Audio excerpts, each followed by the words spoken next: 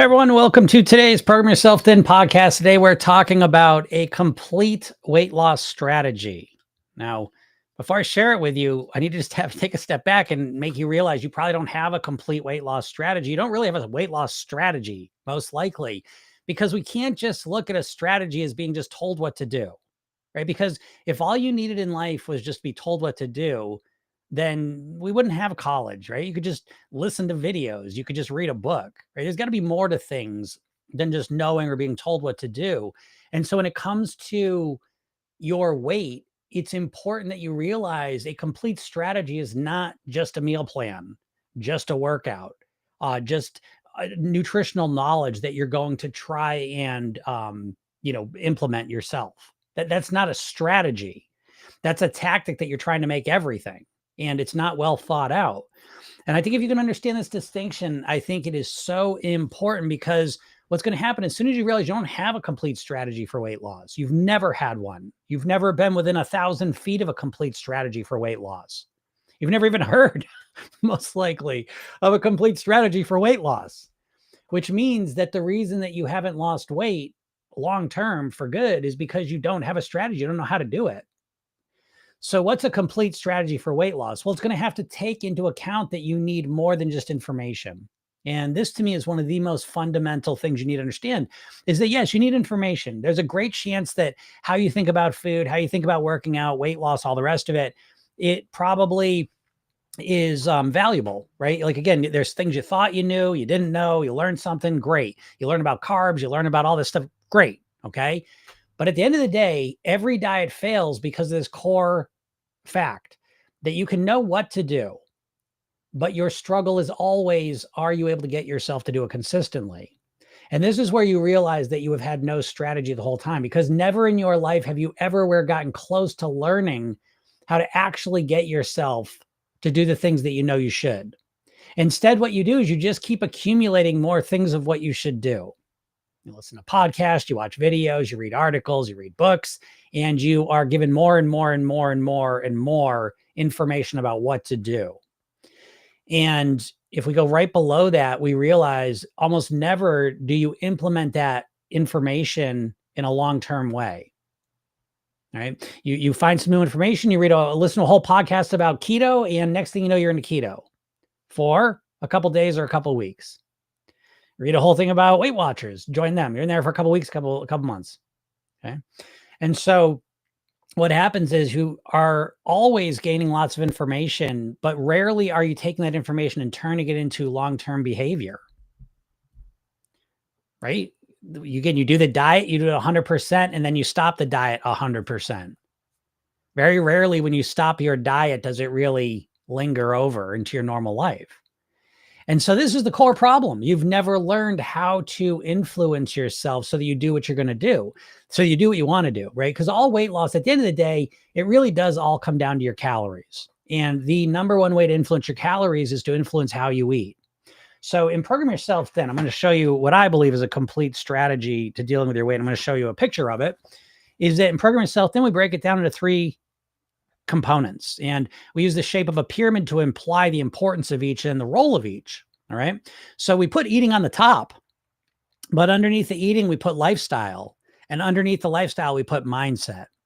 And I believe that this is the right way to approach your weight loss in a systematic, strategic way, because I think what all you've been doing pretty much is focusing on eating, maybe a little working out. And I don't put working out as lifestyle. Right. I put working out really is just the flip side of the coin of trying to influence calories. So you have eating and you have working out. And that's what most people focus on. Lifestyle, I do not consider to be working out. Okay. So what happens for most people is they get some eating plan or workout plan. And again, you try and force yourself to do it, but you never shift your lifestyle and you never shift your mindset. And so what happens is you will use your willpower and your focus to force yourself to do something for a little while, and then you stop doing it. And it's that simple. You jump into something 100%, you jump out of it 100%. Kind of like you're doing the hokey pokey. You're doing the hokey pokey with your diets, right? You put one foot in, you put one foot out, put both foot in out, and then you put them back out again, though. So always coming back out of it. And this is the core problem, that there's no thread. When you look at your whole weight loss history, there's no thread that ties it all together. There's no from the first time you wanted to lose weight, there's no thread back to that moment where you just keep improving and growing and evolving and learning. There's none of that. There's these starts and stops, and you find yourself in the same spot or worse. Now, when you start to approach your weight with this kind of mindset, with this kind of idea that I'm going to work on my mindset simultaneously, I'm going to work on my mindset, my lifestyle, my eating. Now, you don't have to fix all of it at once. Do you understand? We're not jumping into all three categories 100% at once, but we're going to jump into all three of them 10% at once, 5, 10, 15%. You can mix them up. Doesn't matter. But the point is, we want to have a sense of all three of these, because what do you think is influencing your eating? Do you think that you read a book about carbs and now all of a sudden, because you learned that cutting refined carbs out is going to be great for your weight loss, that you're just going to do it from now on? You can't believe that at this point. Your behavior says otherwise. Okay. So you can believe what you want to believe, and you can believe it wholeheartedly even, but you still need to make space for what is going to support your new eating patterns. So let's just say you want to go keto. Let's just say you want to do the most ridiculous one of them all. We're going to go keto. Fine. Okay. So if you want to go keto, though, what is going to support you making keto decisions? Do you think you're the same person every day? Just make the same decisions every day? Or do you recognize that you change like the sun and the stars, right? Some days you got energy and focus and motivation, and some days you're exhausted, tired, and have lots of unhealthy cravings, right? It's not knowledge that keeps you on the path or takes it off. When you're doing well with your diet and when you're doing not well with your diet, you have the same information in your head, right? Whether you're doing your keto plan or not, you have the same knowledge of carbs and weight and all the rest of it. It's not a knowledge issue. It's a state issue. If you're in a good mood, basically, you have a better chance of following along with the plan. If you're in a bad mood, you have a way less likely chance of following with that plan. If you got more energy, more likely. Less energy, less likely. So what we have to start to understand is that your eating up here is directly dependent on your lifestyle down here and your mindset down here. And if you're not thinking the right things, if you're not living the right way, you're not going to have the mindset, the thoughts, the motivation, the focus, or the energy, physical, mental, or emotional, to get yourself to follow the eating plan that you believe is best for you. So you know you have not had a strategic plan to losing weight. You've had this tactical plan where you just focus on one piece and you try and force yourself to do it.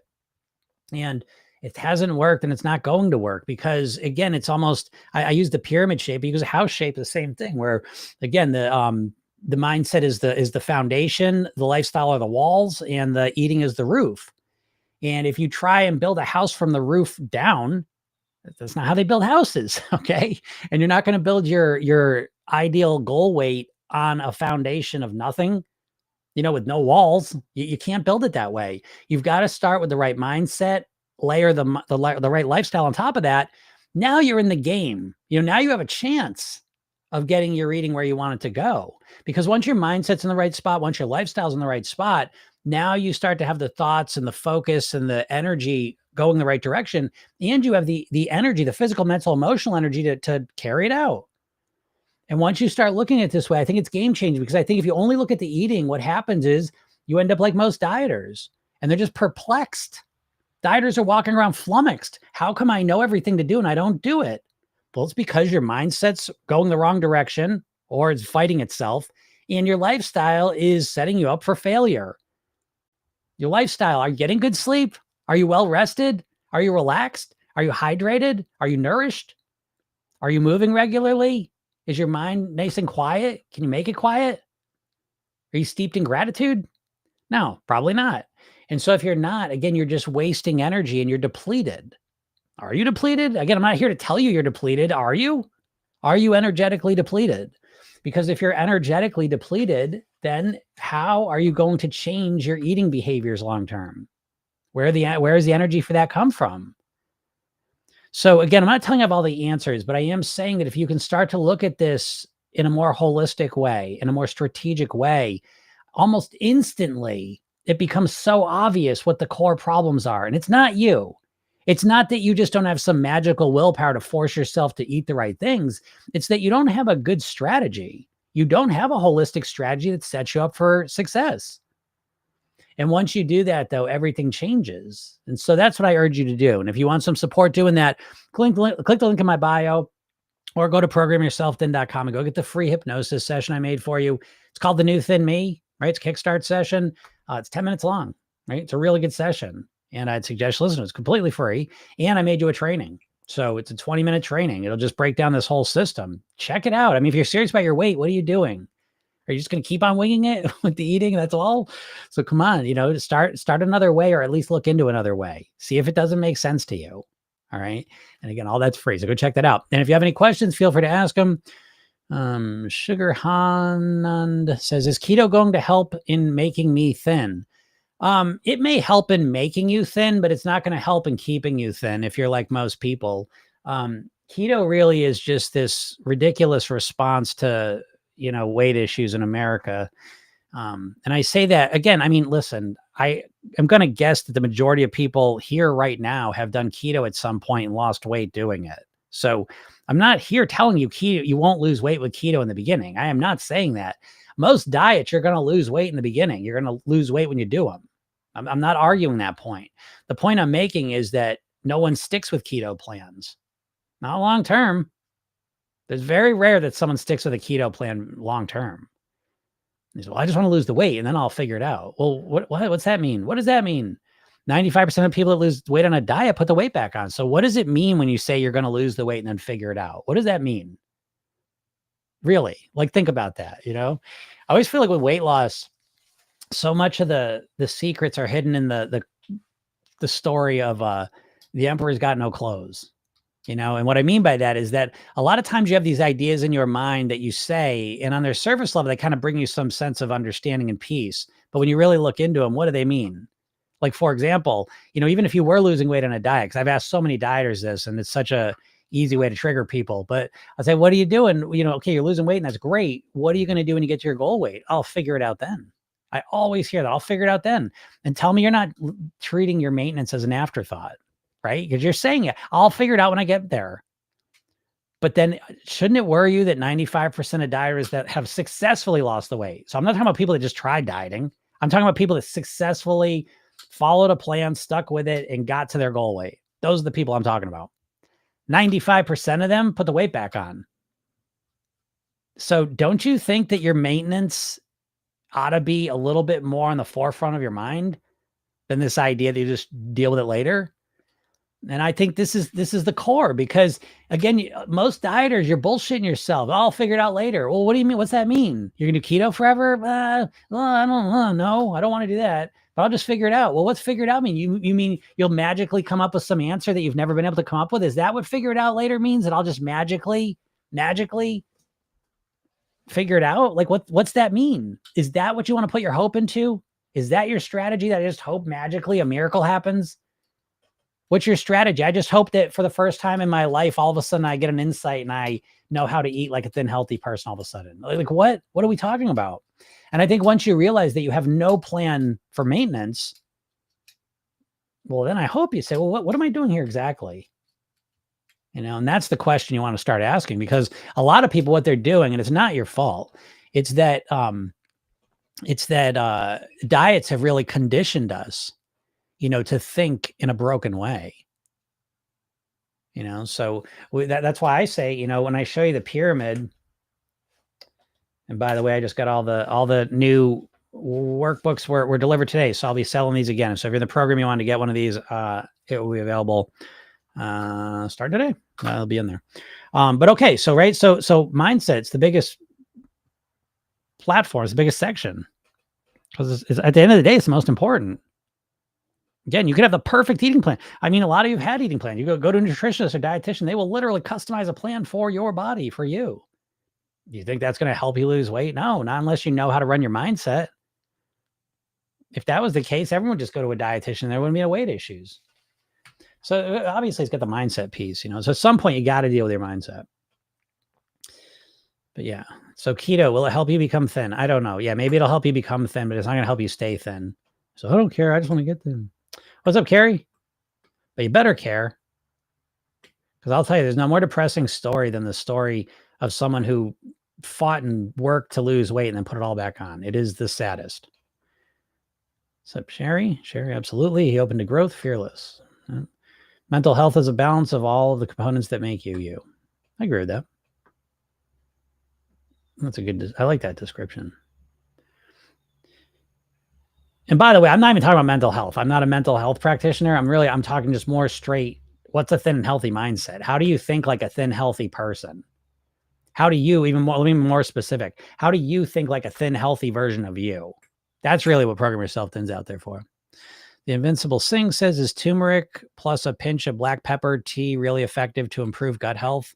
No, I think that's bullshit. I think anything that's a pinch or a touch or anything that's so easy is probably not going to change shit.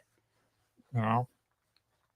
So no, I would not believe that turmeric and black pepper would do much for your gut health. I'll tell you what will do a lot for your gut health. Go have a salad. Go have a salad of fresh, whole, natural fruits and vegetables. And eat some greens and eat some carrots and some celery and some tomatoes and some cucumbers and some radishes and some peppers. You know, maybe sprinkle some garbanzo beans on there. That's going to help your gut health. Okay. Stop looking for sprinkles and pinches of stuff. Sprinkles and pinches aren't going to help shit. I'm joking. They might help something, but again, I would not want to put my faith into turmeric and black pepper pinches, you know? And I'm not saying they won't help at some point, but again, I would much rather focus on whole natural foods, fruits, vegetables, whole grains. You know, that's what I'd be focusing on. Social, Brand, what's going on? Do you recommend affirmations for the positive mindset? Not really. Not really. I think affirmations, as usually understood, meaning that someone just writes down some nice sayings, I find more often than not now, let me just preface this by saying I am referring to my clients. So what's that mean? My clients are usually people that are overthinkers, perfectionists, action takers, usually well-educated, successful, professionally, personally, whatever they've put their mind to in life. That's usually my clients. Okay. Now, that being said, I have had, listen, I've been doing this for over 20 years. I've done over 6,000 private weight loss sessions. My clients, that type of person, typically when they try the affirmation stuff, they'll be saying the positive affirmation over here, and another part of their brain is saying, bullshit, this is bullshit. You know what I mean? So I think that I don't believe in just generic affirmations because I find most of the time your brain's not going to accept them. And in a weird way, it's almost like you're just reinforcing that voice in you that just says bullshit. I don't believe that. So in Program Yourself Thin, what we do is we use mantras. You may say, well, that's the same thing. It's just a different word. Nah, I don't think so. Okay. And I'll tell you why. Because I think the affirmations, a lot of times it'll be like, well, it's hard. I mean, there's a million affirmations. So I guess it depends. You know, I'm sure you could find some good affirmations. But to me, it's like I would rather find more cause and effect things. So for example, I will give you one from Program Yourself. That one example of a mantra we use in the program is mistakes are your greatest teachers. Okay. So I know now that you're going to make mistakes. So I want to put this idea that mistakes are your greatest teachers in your mind. And to me, it's a halfway point. Okay. So I'm not saying I love mistakes, right? That might be a bridge too far, right? That might be like an affirmation land. Oh, I love mistakes. I love mistakes, right? It's like, I wouldn't want to say that anyways. And you wouldn't believe it. I don't love mistakes. I don't want to make any mistakes, right? Mistakes are our greatest teachers is a mantra that I think makes sense, but you have to understand that mantra is directly related to teachings in the program. So a lot of Program Yourself Thin is built around the idea that we're going to make mistakes. How do we learn and grow from them? You learn the Program Yourself Thin rehearsal technique, and it's how we learn and redo mistakes we make so we learn and grow from them. So it all fits together. So now that mantra that you're consistently hearing and putting into your mind reference a strategy and an idea that has more context to it, as opposed to this affirmation. Oh, I'm thin and healthy. I'm thin and healthy. I mean, does that hurt? I don't know. It may hurt even. I don't even know. But if you don't believe that, I'll give you another example of a mantra we use in the program, that nothing tastes as good as thin and healthy feels. Now, again, that's the idea. Like, you can say that and you might at first say that's bullshit, but if you stop and think about it, I think you'll find that nothing tastes as good as thin and healthy feels. And I can prove it with a question. What would you take if I came to you and said, you can have the most delicious meal you've ever had in your life right now, or you can wake up tomorrow morning at your goal weight? Which would you pick? So again, I think I like the idea of, like the idea of affirmations as an idea. I think the execution typically is bullshit. This idea that you're going to listen to this phrase and say it to yourself, because I find most of the time people don't believe it. And now all of a sudden it becomes a counter affirmation where bullshit, this isn't going to work. This is stupid. And so I don't know, if you don't have that experience, then I would say keep going with them. But a lot of my clients, that's their experience. So I wish I could just give you a simple answer, but I don't find that most affirmations are effective. If they're custom made for you. Now, again, I don't even like the word affirmations because I think of hypnotic suggestions, which is a much, much more layered meaning and idea. So I think hypnotic suggestions given in a specific way for someone to say to themselves, I love. The idea of affirmations, like I'm just going to write, I don't know, most of the time I don't buy into it. Now, again, you might see an affirmation that you really resonate with. Now, that's a different story, okay? But I think you should judge the affirmation. I like how yeah, judge your, I'll write a book. I'm in book writing mode.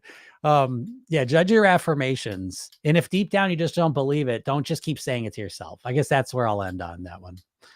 Yeah, Social says, I love that. I've 100% so much time repeating affirmations I don't believe. Yeah, there you go. Exactly. That's what I mean. Now, again, you might randomly, I read, you know, who's my favorite affirmation person is Louise Hay. And I think she's just wonderful. And now, again, same thing, though, with her. This was really great because back in the day, I used to read her stuff. Oh, I'm say this. And I was like, nah, some of it's great. And I agree with, and some of it I'm just like, just don't buy into. And I think now that's really the big thing I do is that I judge it. I say, do I believe this? Is this valuable for me or is it not? And if I don't believe it, obviously I'm not going to waste my time.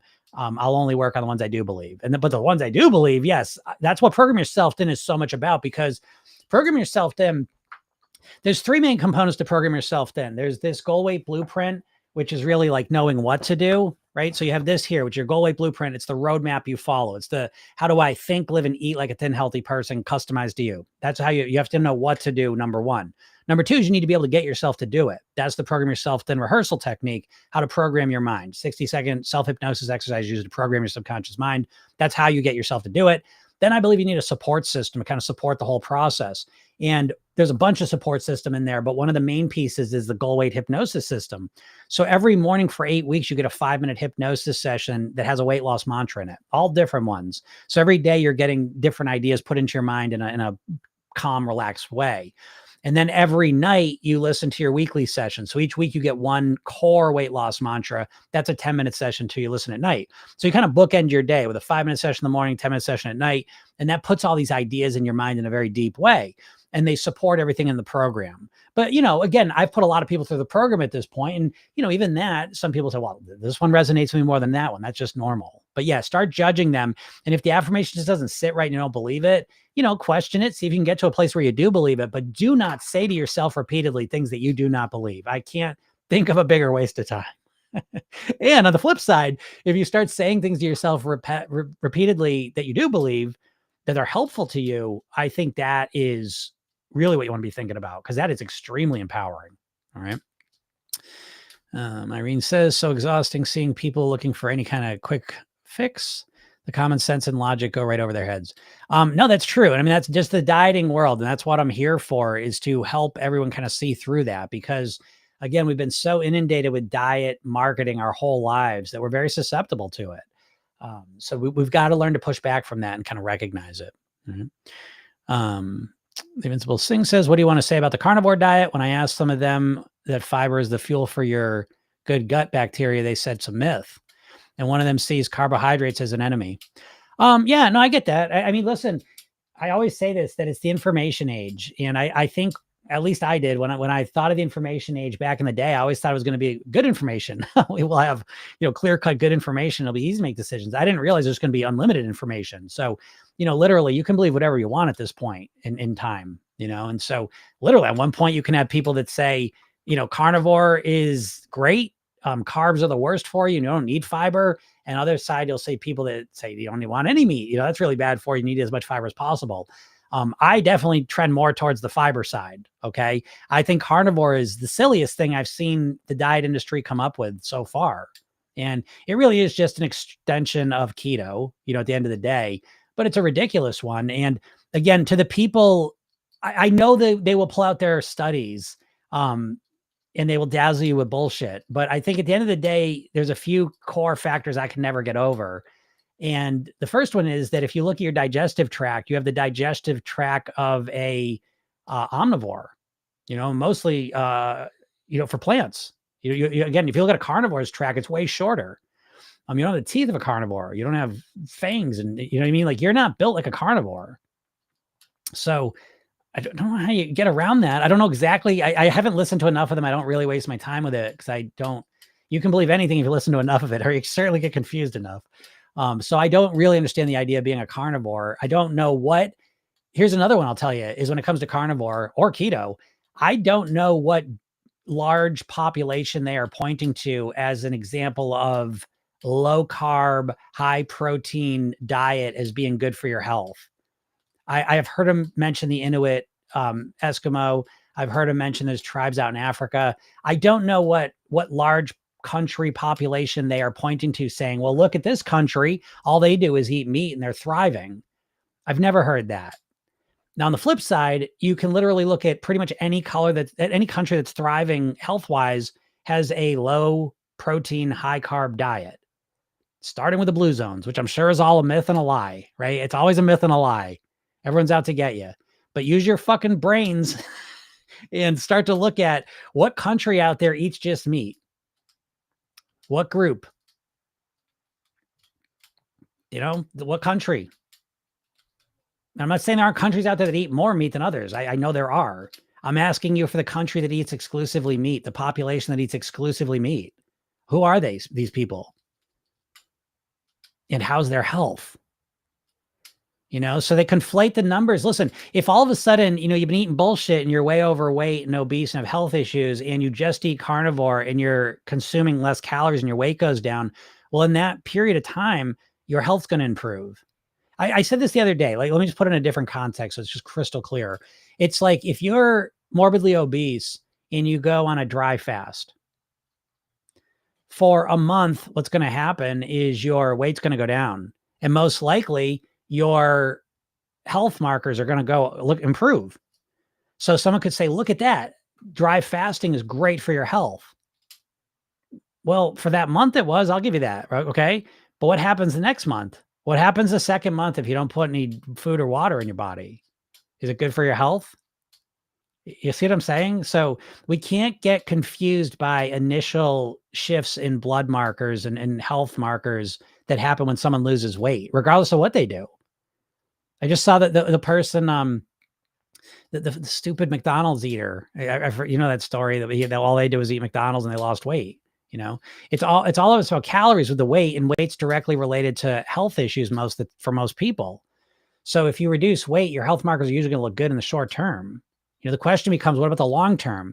And back to my original question, what big population of people are you looking at that have only consisted of meat their whole lives or for decades? Who are these people that you're basing this giant decision in your life on? So, I don't know. I'm not a nutritionist, though. Don York says your language makes it hard to receive your message. Yeah, I get that sometimes. Heather Wilson says, just loving your call out the BS approach. I'm still working, but listening in and have chuckled out loud. We need teachers like you to say how it is, pragmatic, realistic, but supportive. Thank you, Heather. Yes, that's what I aim to do. And I do use some blue language. I can't help it. It's just how I talk, to be honest. And, it's not for everyone is all I can say, so I know some people, the message is, the language just gets too much in the way and they just can't deal with it. And I respect that, but I just can't help it because I get too mad. This for me, you have to understand that I do this. It really is a mission for me. I'm literally here every day, Monday through Friday, to help you all. I just do this for free. Okay. And for me, it's a mission because I'm trying to help as many people as possible live at their goal weight, for the rest of their lives. And it's not just about looking good in their bathing suits. For me, my story started, my father died at 54 of a heart attack, directly weight related, lifestyle related. And so for me, this is life and death. And so I get mad all the time at the diet companies, the food companies, lots of things. And when I get mad, I can't help but say bad words and I just don't care anymore. So I'm sorry, Don, but it's just how it is. Melancholy Green, how's it going? Melancholy Green says, my main goal right now is to stop looking at other people and caring what they're doing. I don't spend near enough time really looking at and caring about my own self. Yeah, Melancholy, I think that's a great insight. And I think that's probably true if you're like most of us. I think all of us have to deal with that to some degree, myself included, all of us, right? And it's just built into us as a human being. There's this concept that it's what, again, most things, right? Blessing and a curse. But one of the things that makes us, such a interesting species is this theory of the mind concept, that there's something about our minds that kind of tie us together. And so, part of our ability to connect with other people and, look at what other people are doing and learn from them and emulate them and all this stuff is part of what makes us great. But it's also part of what brings us, some struggles when we don't necessarily need them. So yeah, I get it, melancholy. That's a smart distinction. The Invincible Singh says there are researches which show people who ate more red meat have an increased chance of colon cancer, reduced gut microbiome diversity. Yeah, I mean, I'm sure there's researches and studies that show that. I mean, that doesn't surprise me, and again, I'm not against meat. I want to make that crystal clear. I'm a pescatarian, so I eat fish meat, I'm not against meat. I'm against the overconsumption of meat. It's weird to me. I don't know what, once again, we'll go back to this, but what population are you looking at that eats so much meat? Meat's energy intensive. It's extremely expensive, not just with money, dollars, just with resources. So that, you know what I mean? Like they're in history. When did you have the ability for so many people to eat so much meat ever in history as we do right now? It's a giant industry. And I think that they confuse a lot of people is what I think. And so, yeah, it makes sense to me that you don't eat any fiber. You're going to have gut issues. Not everyone, right? Because I mean, there's people that can be a coal miner and smoking for, 80 years and not have lung cancer. So, I mean, there's always outliers. But again, statistically, I think it makes sense, that connection.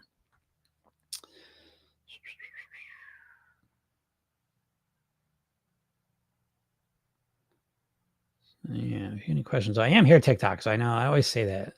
It's been slower lately, but I think TikTok's probably just winding right down. I don't know what it's going to look like when I just saw that this weekend that they're going to sell it, but they're selling it. It's going to be like Fox News, and it's going to be very conservative from what I understand. It's going to be a very conservative app, I guess, or maybe they won't mess with it. I don't know, but it'll be interesting. I don't know if it'll be the same as it's been, and I'll miss that, but whatever, we move on.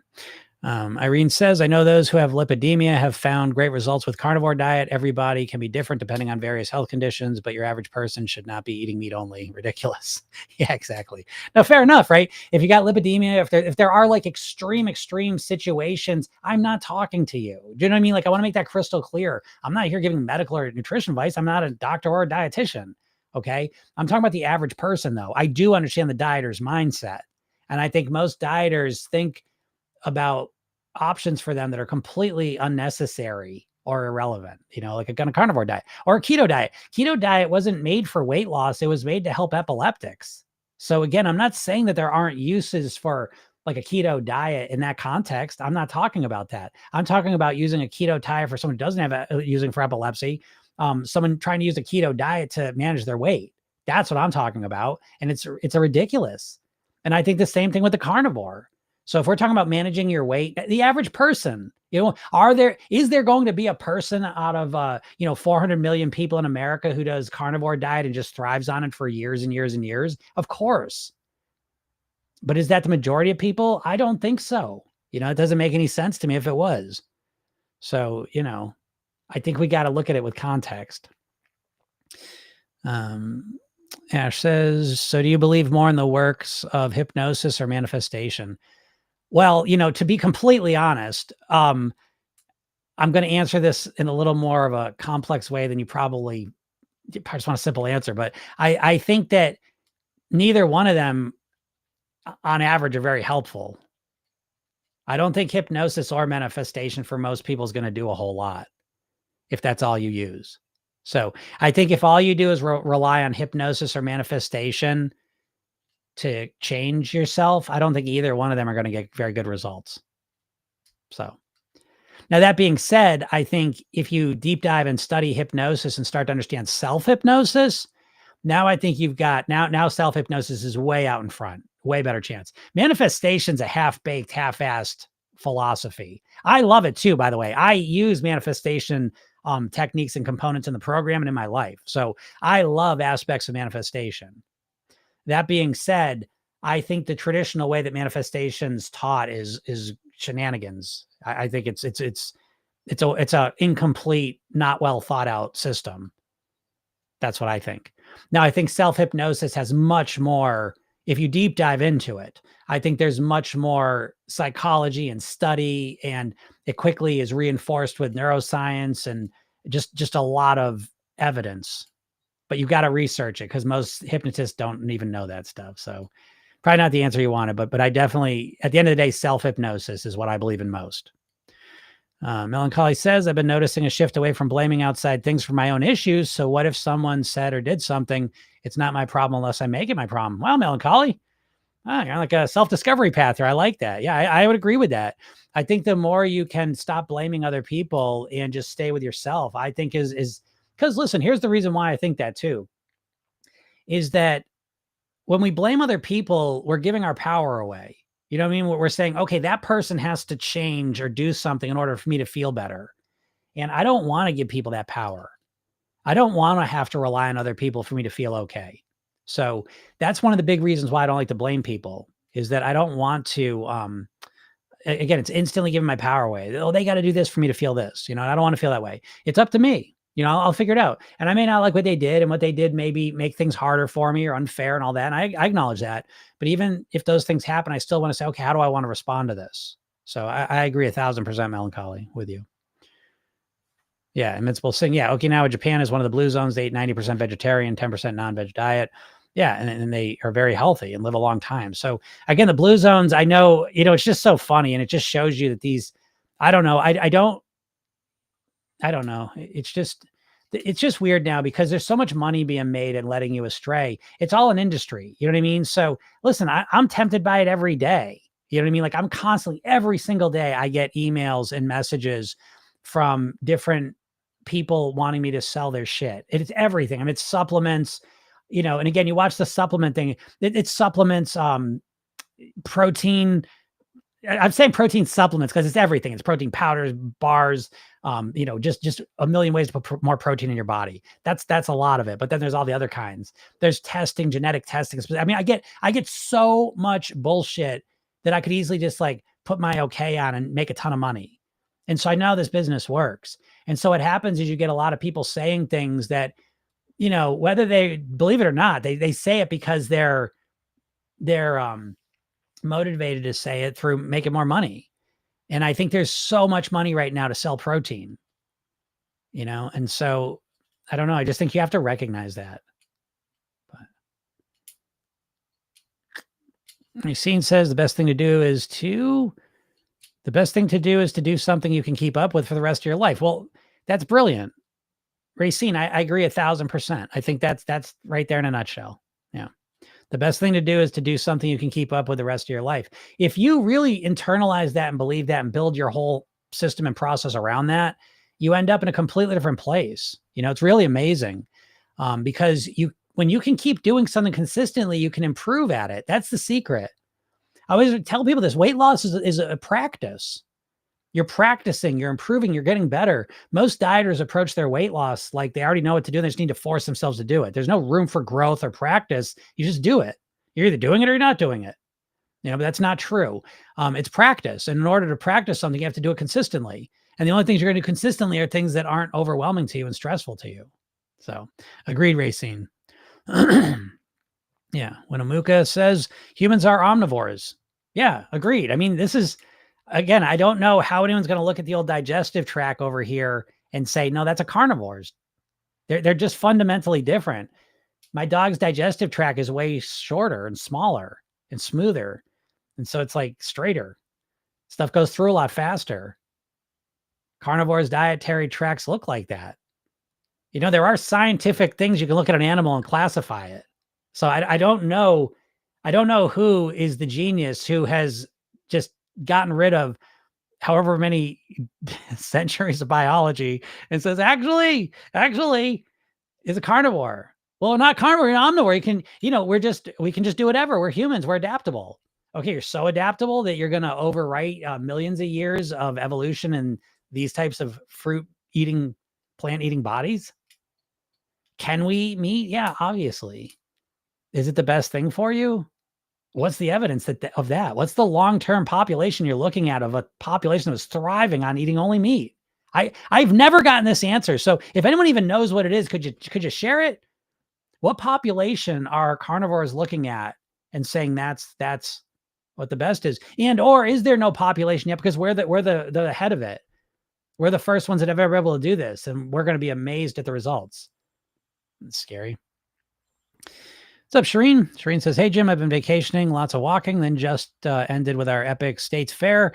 I increased less than 1 pound. I'm ecstatic and happy to be back to normal. Wonderful job, Shireen. That's awesome. I know I'm going to the fair on Wednesday. I cannot wait. I was going to go last Wednesday. I'm kind of glad because it's a little cooler now. So it definitely feels, I was saying to my wife, I remember going back to because I used to live in that town where the fair is, where the Big E is. And so I have so many memories with it. But yeah, going there, man, high school, being there at night, cold air. Oh, those are the days, huh? See, I can't wait to go there. But that's awesome, Shireen. That's what we're talking about. Again, Shireen's in the program. So it's like that's what we're looking to do is to be able to go vacation, to go to fairs, to live your life and be at your goal weight. That's the goal. It's not as crazy as it sounds, folks. It's really not. Okay. When you stop dieting, you set up a plan for the rest of your life. You can live your life and weigh what you want. I'm not here to make it sound like it's the easiest thing in the world. It takes effort and energy. I'm not going to deny that. But what I'm saying is it's like college. If you commit and put the time into college, you're going to come out the other end with a degree in whatever you decide to study. Even though in the beginning, you don't know shit about that, right? As you keep going through and you dedicate to it, you're going to end up in a place where you know it, So I always say this, like if you have no mechanical ability, if I put you into mechanic school and you do the work, you're going to come out a mechanic. May not be the best mechanic, but you're going to come out a mechanic. And with weight, if you learn how to run your mindset, lifestyle, and eating strategically for yourself, you come out thin and healthy on the other end. It's not rocket science. Great job, Shireen. That's awesome. What's up, Kim? Happy fall to you. Yes, it feels like fall too. It's so beautiful. It is just, oh man, today was awesome. I was taking a nap outside with my dogs, taking a snooze in the sun. We're all laying there. Oh, it's just, like, it's beautiful. And this is why I love New England so much, because we really do go through the seasons and it's just extremes all over the place. But I'm telling you, I love it. I really do buy into the sweet's not as sweet without the bitter routine. And my God, this summer was just ridiculous with the heat and the dryness. So the weather, oh my God, it just feels like, I just want to sit there and just soak it all in. It is beautiful. And the leaves, really start to change as that's coming too. And that's always fun. I love fall. It's hard not to around here. So yes, it is nice. Well, there's Shireen. I want to put her little message up there. That's so great, Shireen. And that's what I mean. Like in Shireen, so she's following her own plan, and the best part of Program Yourself Thin in this approach is that now for Shireen, like she goes into it this year, vacation, Biggie doesn't put a lot of weight on. And so now what happens as she goes forward, she has so much more faith and belief in herself. That's what I'm trying to say. See, most dieters really only look at the number on the scale, the weight. But with Program Yourself, then we take the weight and wrap it in personal development. So you're growing, evolving, improving as a person. And so for Shireen, it's like, it's not just that the weight stayed at the same level. It's that she starts to believe and trust herself, love herself more, enjoy herself more, have more faith in herself, more confidence, more happiness, more lightness, more relaxation, more peace. Do you see what I'm saying? Like there's so much more beyond just your fucking weight is one number. That's great. That's fun. We all know that's fun, but there's so much more too. Great job, Shireen. Laura Payne says, I love the way you deliver your message. It's refreshing and honest. Well, thank you, Laura. That's what I'm here for. I do take the no bullshit oath. So I do attempt to be refreshing and honest, because I think weight loss is just full of bullshitters. I just think weight loss out of like, oh my God, weight loss is the most full of shit. I don't know what you want to call it, industry or it's just so full of shit. And it drives me crazy because, again, I go back to life and death thing, so it makes me nuts. But I appreciate you saying that. Patricia said, what I learned from you is if you have a bad day or days eating bad, you can go back to eating healthy again. It's okay. Absolutely, Patricia. I'm so happy you said that. That's like the cornerstone of Program Yourself Thin. The cornerstone of Program Yourself Thin is that you're going to make mistakes. I was talking about this last week. Most dieters approach their weight loss, and the first day is always like, it's like an endurance test. How long can I be perfect for? And the second a mistake happens, forget it, blew it. It's all over. But in Program Yourself Thin, we start with the mistakes. We know you're going to make mistakes. Not a big deal. And we give you a process to learn from your mistakes and get back on track quickly. I think that's more valuable than the fairy tale that you're just never going to make a mistake this time. So I love that, Patricia. Thank you for saying that. Shereen says, I'm in the steaming tenders, whiskey bread pudding. Yum. My strategy was sharing everything I ate. That's a good one, Shereen. Steaming tenders, whiskey bread pudding. Whiskey bread pudding. I've never heard of that one. I know what someone told me, there was something I wanted to try that sounded pretty good to me. It was, I think it was colossal shrimp, maybe. I do like shrimp, so I might have one of those. Heather says, I work in construction gym. Swearing only resonates with an aggressive, not supportive tone. Not supportive tone. I just hear the passion behind the language. Thank you, Heather. Yes. Yeah, in construction, I'm sure you hear it all the time. Hey, that's me too. What do you want, folks? You know what I mean? My dad was a mechanic, and everyone around me growing up was basically Greek immigrants, blue collar, working people. So, what do you want? It's just the language of my peoples. That may sound like an excuse, and I don't want to, because I just like to swear too. I just enjoy it, and I think it makes a point sometimes, and it's just how I talk. So it is what it is.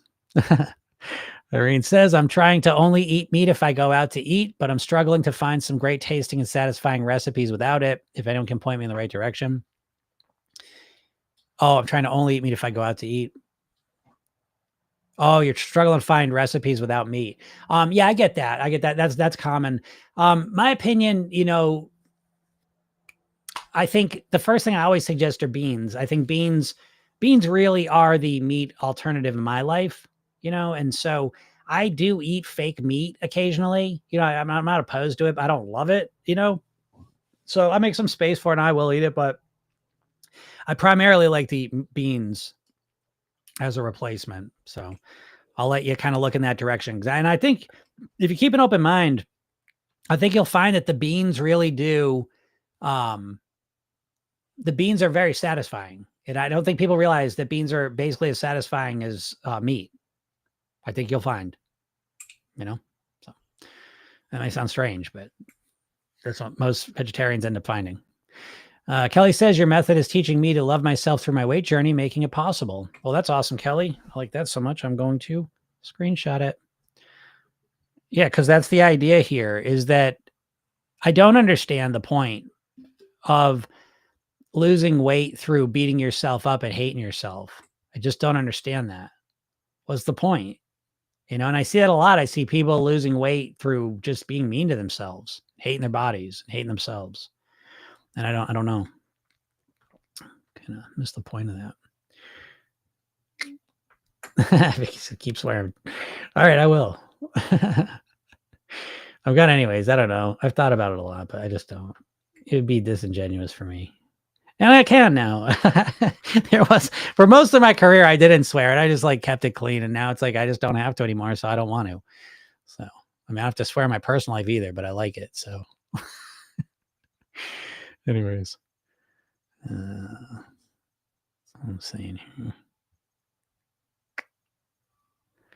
here. Mercedes says, started my medically supervised diabetes in March 2025. My A1C has been lowering and expect to be in pre-diabetes by January 26. What's improved my situation? Calorie deficit, added fiber, regular exercise, higher protein, intermittent fasting.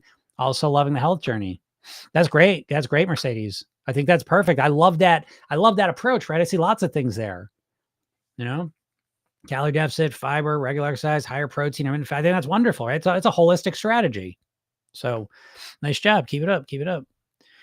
Rochelle says, I did Hypnosio, but it didn't work. Is it that my mind is